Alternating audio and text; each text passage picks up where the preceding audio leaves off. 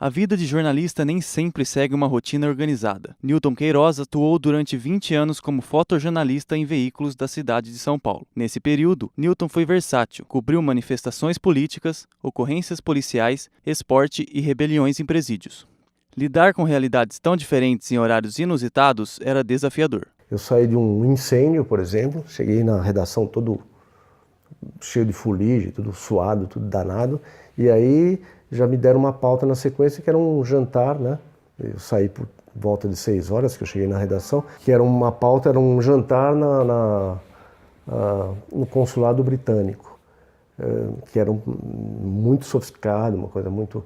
E você tinha que ir. Beth trabalhou em jornais e assessorias de imprensa, com enfoque na escrita. No entanto, ela sempre teve o desejo de sair da vida agitada das redações da capital. Conhecemos Brotas, adoramos Brotas, e compramos um sítiozinho lá e fomos para lá com essa ideia de montar uma pousada. Mas nós resolvemos morar um tempo para ver qual era, sentir a cidade, ver se tinha espaço para fazer o que a gente queria e se a grana que a gente tinha também era suficiente. Aí nós chegamos à conclusão que não era.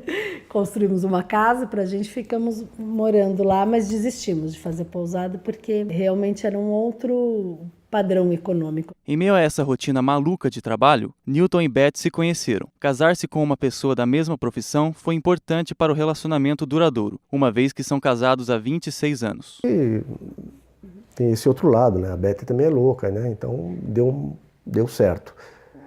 Agora, realmente eu acho muito difícil, eu penso assim, não sei se é uma verdade, mas eu acho muito difícil você ter uma vida de jornalista, né? Uma vida em que você faça viagens, em que você enfim, e manter um casamento. Você precisa ter uma parceira que tenha mais ou menos esse perfil, né? Ou que entenda, né?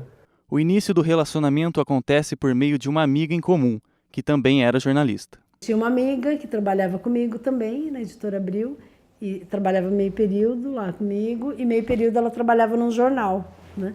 E como eu gostava muito de fotografia na época da faculdade fotografava bastante,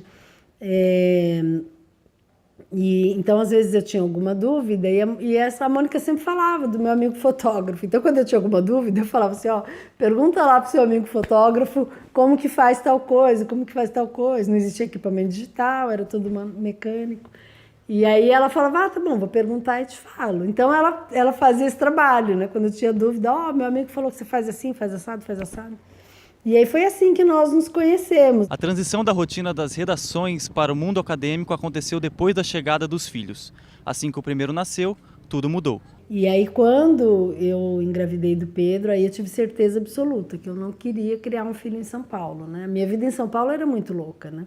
Eu saía de casa para trabalhar às 7h30 da manhã e nunca voltava antes das 9 da noite, né? E às vezes eu chegava 3, 4 horas da madrugada, às vezes virava à noite. Na época de agência era comum virar à noite, né? Sair 6 da manhã do trabalho e em casa tomava um banho e meio-dia já estava trabalhando de novo, 11 horas, né?